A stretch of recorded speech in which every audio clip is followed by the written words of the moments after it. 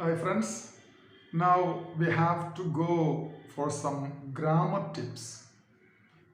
Frequently asked questions we have to discuss in detail. Then only you will be able to address confidently those grammar items that appear in your question paper. Some tips. And before that, I have to give you very basic of grammar. Otherwise, you don't catch what I say next. Okay, tense. And there is active voice and passive voice. A sentence is the basic unit of language. And the verb is the life and soul of a sentence. Even if with a single verb, it can be a sentence. Example, come, go, read, shut up, stop. These are all sentences, right? There is only one word in it, and that word is verb. All other words are mere decorations to protect the verb. Okay, and the sentences are made of words. It has a complete meaning, and it has a particular order in which the words are arranged. These are the features of a sentence. Okay, now a sentence: subject plus verb plus object or complement. This is the basic structure of grammar, right? Now let us go to tense. I'm not going into the details, only the tips are being provided to you now, right? So, okay, there is active voice and passive voice. In passive voice, object comes to the forefront in the place of subject. So we call it subject, even if it is an object, right? So there are some common features that you have to bear in mind when you try to identify active voice and passive voice. Active voice, the format will be subject, verb, object or complement. In passive voice, some common features are there. First one, object becomes subject. Second one, forms of be are used. What are they? Am, is, are. These are the present forms of be. Was, were. These are the past forms of be. They will be constantly used in passive voice. Forms of have are used in perfect forms, and the past participle of the main verb is used invariably, always in passive voice. So you can identify a passive voice from if the object is subject, that means it is passive voice. If past participle of the main verb is used, that means it is passive voice. If it is continuous, being is used. If it is perfect forms, been is used.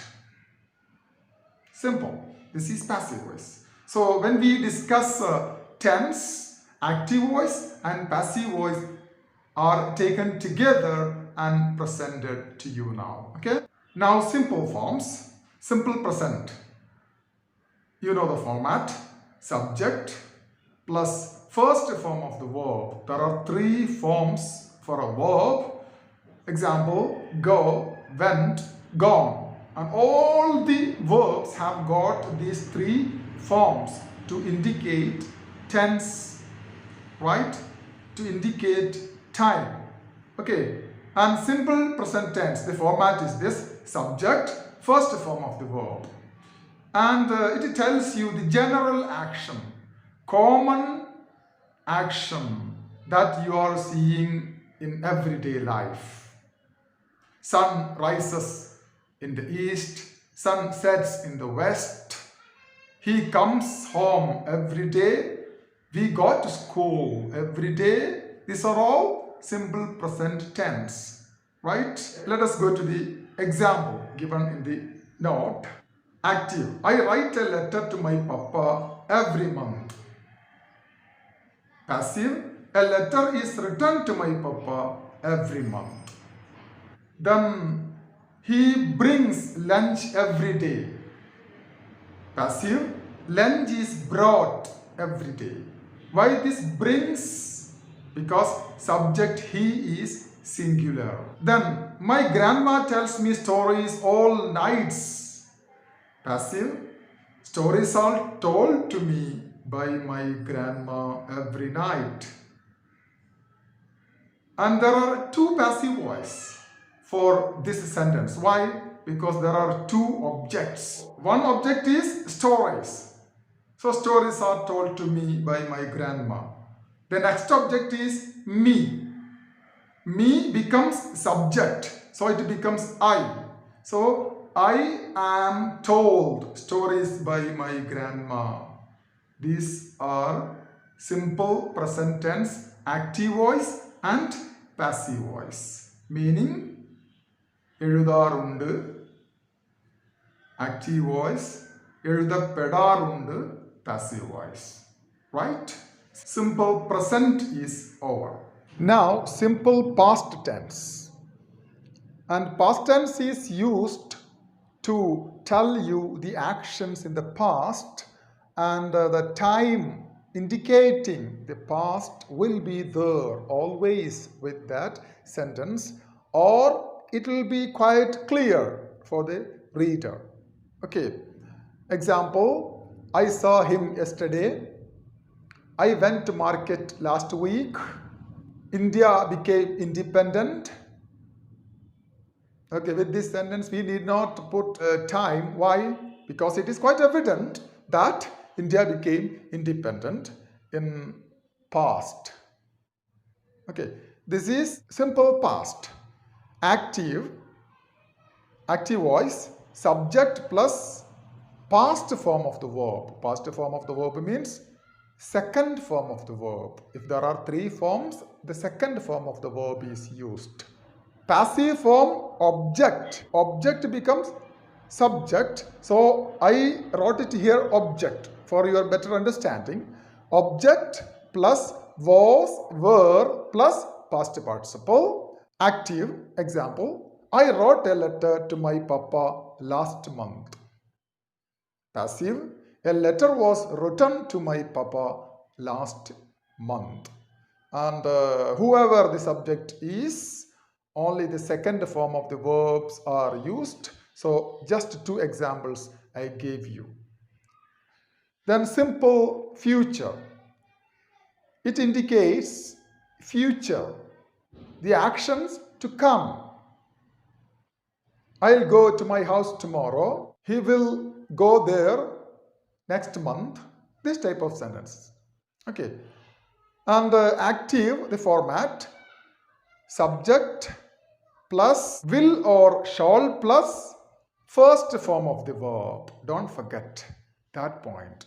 2 points you have to bear in mind here. The first one is with all future tense, will or shall will be there.